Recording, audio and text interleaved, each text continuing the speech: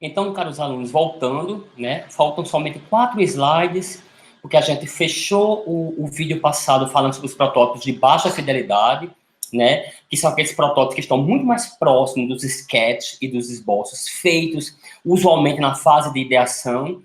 E agora falar um pouquinho sobre os protótipos de alta fidelidade, onde quanto mais fidelidade o protótipo tem, mais próximo ele fica da versão final do sistema que a gente vai desenvolver, na interface que a gente vai desenvolver. Então, isso inclui, inclusive, ferramental que você vai escolher para poder criar esse protótipo. Então, tem como criar um protótipo de alta fidelidade no papel? Não, não tem.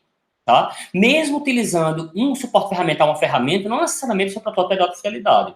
Tá? Então, existem ferramentas hoje em dia que você consegue projetar já a interação, você consegue, inclusive, os programadores conseguir todos os parâmetros que vão ser utilizados no CSS, por exemplo, já a partir do protótipo. Então, isso mostra que muita coisa está sendo aproveitada a partir do protótipo. Então, por isso que ele é de alta fidelidade. Então, usam materiais, softwares e tecnologias que serão realmente utilizados no produto final, tá? Então, vai de baixo para alto, não tem um médio? Não, tem. Tem autores que colocam baixa, média e alta fidelidade, tá? Então, esse termo é muito tênue, mas o importante é que você identifique o que significa cada protótipo desse, a importância dele e o momento que ele deve ser criado, tá? Não esqueçamos que os protótipos de baixa ou de baixíssima fidelidade, que são os sketches, boss, que muitas vezes nem representa a tela como um todo, e muito menos um sequenciamento, somente um pedacinho, aquele é muito mais no sentido de exploração, de construir alternativas para que se possa escolher.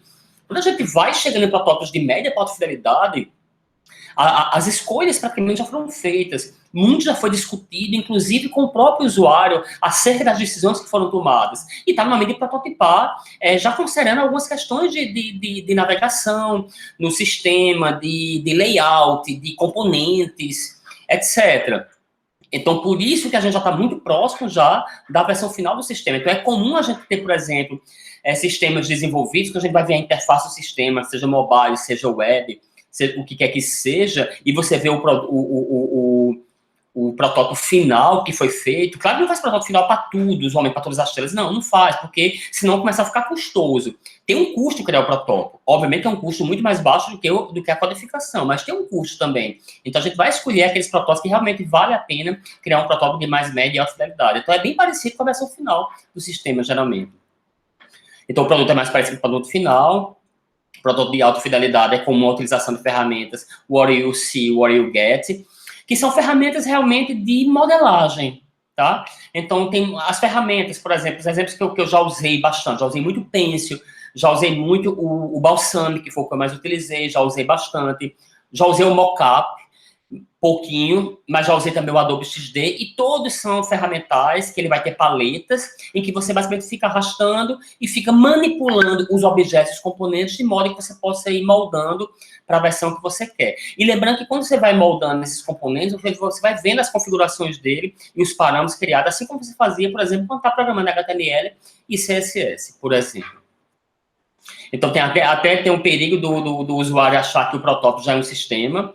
Então, atenção aos compromissos assumidos. Eu tenho uma história para contar sobre isso, eu gosto de contar história, mas eu falei para vocês que a gente está desenvolvendo um sistema agora, a gente tem uma equipe bem razoável, que eu tenho web designers e também tem um design gráfico. Então, esse design gráfico ajuda, por exemplo, a dar essa etapa final no protótipo. Então, eu lembro que ele criou o layout mestre do sistema, os web design, o pessoal da computação fez a coleta de dados direitinho, analisou todas as necessidades do usuário, fez alguns sketches, alguns Lightning demos, algumas ideias, e pensou num padrão que a gente queria, e o design gráfico fez a versão final do protótipo. Aí tem alguns coordenadores gerais do projeto, 2, na verdade.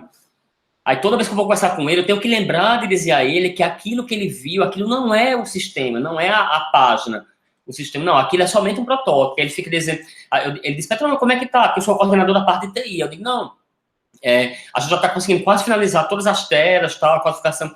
Tem como mostrar já o pessoal, fazer como você fez na outra vez, colocar para eles analisar. Não, mas aquilo era o protótipo, tá? O sistema, então vamos ver como é que a gente faz, a gente vai tentar disponibilizar em algum lugar para colocar o link para os alunos, para os outros pesquisadores darem uma olhada e tal. Então veja que tem essa questão, é muito delicada, de você não confundir o protótipo com o sistema. Outra coisa, o protótipo de alta fidelidade, de média fidelidade, ele é importante também, tá? Porque geralmente a expectativa que os usuários terão, até mesmo quem está pagando o PO, quem está pagando o projeto, é aquele uau que ele vê, basicamente ele vê aquele uau já no protótipo de alta fidelidade. Ele não vai ver na ferramenta final, que vai ser muito parecida com o protótipo que foi criado. Então, eu até disse uma vez, a gente apresentou essa versão final, eles fizeram algumas sugestões, mas todo mundo gostou muito, ficou muito impressionado com os componentes escolhidos, com a navegação fácil, com a simplicidade, com a consistência, ou seja, com os princípios de design que a gente seguiu e os objetivos de usabilidade. Aí eu até disse depois da reunião, disse, fulano, com os coordenadores, então, não vai ter mais grande expectativa, não, do que vai ter, não vai ter mais uau, não, porque o que tem de ter, já teve agora nesse protótipo. Basicamente, eles vão tentar confirmar no sistema final aquilo que eles viram no protótipo, tá? E mesmo assim, as coisas mudam, isso aí em outras aulas eu posso ir discutindo, mas ainda assim, algumas coisas vão mudando. E esses compromissos com prototipagem, porque é o seguinte, a prototipagem é um compromisso. Esses exemplos que eu estou dando anteriormente falam exatamente sobre isso, né? É quando a gente prototipa, quando a gente valida aquele protótipo com os usuários, com o PO, a gente está fazendo um compromisso que a gente vai entregar aquilo ali, tá? Mesmo que seja um protótipo de baixa fidelidade, porque isso é artefato de software. Um protótipo, ele é um artefato do processo de engenharia de software, então ele fica arquivado e aquilo deve ser confrontado no futuro quando a gente for fazer os testes finais do sistema, etc.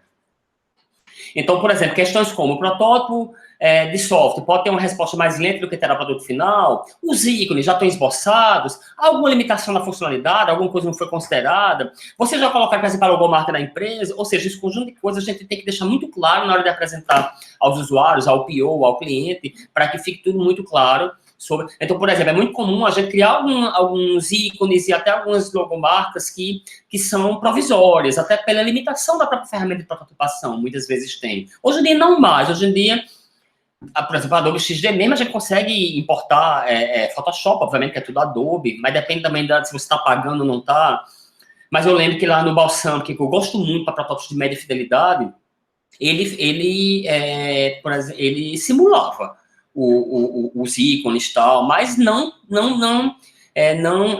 eu até mostrei alguns exemplos, eu mostrei aquele protótipo que eu fiz no Balsamiq, e você vê que você consegue enxergar o sistema ali, independente dessas limitações de alguma outra, de detalhe, por exemplo, mais estético, tá? Não sei nem se é estético, porque cor, tudo isso, tamanho, bordas, a gente consegue colocar, mas é mais questão de logomarcas e tal. Decisões de ícones de logomarcas que vão ser usados no sistema.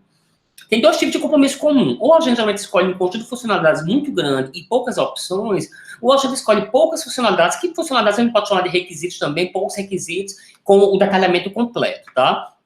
Particularmente falando, isso é uma perspectiva minha, eu não costumo, nos meus projetos, criar protótipo de média alta fidelidade de todas as funcionalidades, todos os requisitos. Não, somente de alguns, daqueles que são, por exemplo, da tela principal, eu costumo criar, porque eu acho que a tela principal é muito importante, ela diz muito sobre o sistema, tá? Em vários sentidos. Primeiro que, praticamente, todo sistema, que não seja um e-commerce, tal, que não seja um portal, mas que seja um sistema que vai oferecer alguma coisa a uma empresa, por exemplo, a página principal, ela funciona como um dashboard das principais funcionalidades. Então, óbvio que é muito importante a gente validar isso com os usuários, com o cliente, com o PO, etc. E alguns outros requisitos no meio do sistema que eu também costumo dar uma prototipada de média e alta fidelidade, dependendo da necessidade. Então, eu vou muito mais no sentido de compromisso vertical, em que eu escolho alguns requisitos ou algumas telas e alguns conjuntos de storyboards e faço ela na totalidade. Então, ele até diz, compromissos sem protótipos não devem ser ignorados, tá? Os produtos necessitam de engenharia. Então, quanto à construção, geralmente os protótipos eles vão evoluindo. Eles podem, inclusive, vir evoluindo desde os sketches, tá? Se você, por exemplo, já escolher algumas ferramentas de prototipação para criar sketches, tá? A qualidade deve ser atendida, você deve considerar todas aquelas questões dos objetivos de usabilidade, dos princípios de design, dos objetivos de experiência do usuário, confiabilidade, robustez, consistência, manutenibilidade, integridade, portabilidade, eficiência, etc. Portabilidade, por exemplo, a questão de ser responsivo. Eu diria praticamente todas as ferramentas de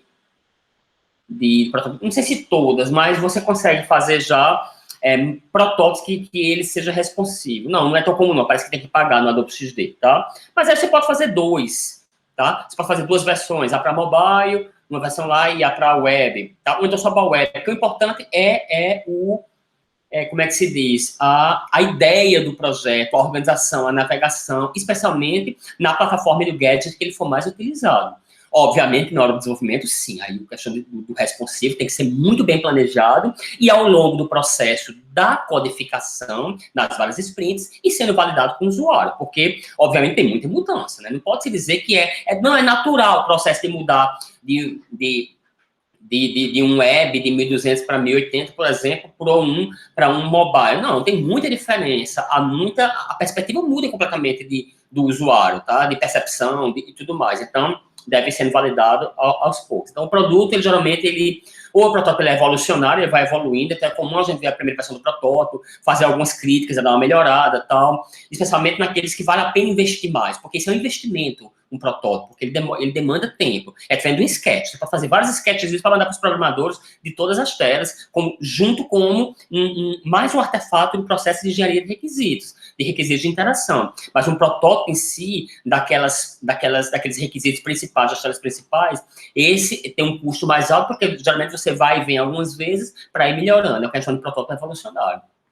E tem a prototipagem lançada também, que, por exemplo, alguns modelos de design de interação, como o próprio Design Sprint, cujo objetivo, basicamente, é, durante 5 dias full, você modelar e prototipar um conjunto pequeno de funcionalidades de um produto para lançar. Por que para lançar? Porque você vai testar com usuários no último dia, na sexta-feira, com 5 usuários, e ele tem que ter a impressão que está utilizando um sistema real, muito embora ele não é enganado, ele sabe que é um protótipo e tal, mesmo sendo feito em PowerPoint, como o próprio Google Venture, às vezes, recomenda fazer no PowerPoint ou em ferramentas equivalentes do Mac e de outras plataformas, mas o objetivo é prototipar para lançar, tá? Então, isso também é algo... Mas um amigo meu disse que prototipa, os protótipos da empresa lá já são nas tecnologias de front-end, já em HTML, CSS, sim, tá? Pode ser, dependendo do grau de experiência, até mesmo de experiência nas tecnologias, não, a gente está utilizando Vue, mas começou a usar Vue agora, então tem uma certa dificuldade para poder, Vue.js, tá? Para poder saber que componentes vai utilizar e tal. Então, obviamente, eu não vou prototipar utilizando isso, mas eu já estou no 6º ou no 8º projeto, que eu já estou usando o React, estou usando o Flutter, estou usando algumas tecnologias há muito tempo já, a equipe está muito acostumada, já tem designers gráficos, inclusive, que fazem a parte de HTML e CSS. Então, eu posso criar protótipos e validar com o usuário antes de codificar o sistema como um todo, já utilizando essas tecnologias, essas linguagens de programação, tá? Mas o mais comum é a gente utilizar ferramentas de prototipação, se for um protótipo de alta fidelidade, média fidelidade, uma ferramenta boa que a gente já consiga pegar alguns parâmetros para poder facilitar na hora de criar o CSS, e assim vai, tá? Então, era isso, pessoal. Vai ter um vídeo de Adobe XD, que não fui eu que criei, eu peguei da internet, um vídeo até curto, de 18 minutos, limitado, obviamente, mas o importante é você entender como é que funciona uma ferramenta de prototipação. Lembrando, se a gente for considerar os tipos de interação que existem, uma ferramenta de prototipação, a gente considera que segue uma interação manipulação direta, tá? Que é aquele tipo de interação que é mais utilizado nas interfaces de sistemas de modelagem, por exemplo, muito usado em arquitetura, engenharia e na própria computação de modelagem de sistemas. Então, que a gente arrasta, que a gente amplia, aumenta, diminui. Então, é de manipulação direta. Então, você se acostuma assistindo o vídeo como é que funciona e você não vai ter dificuldade de começar a modelar e prototipar utilizando a Adobe XD. Se quiser mais detalhes, tem um canal do YouTube muito bom, que ele tem vídeos muito detalhados, são vídeos de 10 minutos, mas são pelo menos uns 30, que ele mostra detalhadamente como se usa o Adobe XD. Mas eu nunca fiz curso de nenhuma ferramenta de prototipação e já utilizei várias, inclusive, há bastante que eu não tenho usado muito mais, que eu não tenho atuado muito como design de interação, nem como engenheiro de software, mais como coordenação e gerente de projetos, mas as outras vezes que eu usei, eu consigo usar na plenitude, ela toda, seja na tentativa mesmo, e erro, olhando como é que faz, como é que não faz, e validando com o usuário. Isso é que é o mais importante, o usuário conseguir compreender que aquilo é a interface que está sendo proposta. Até mais, pessoal.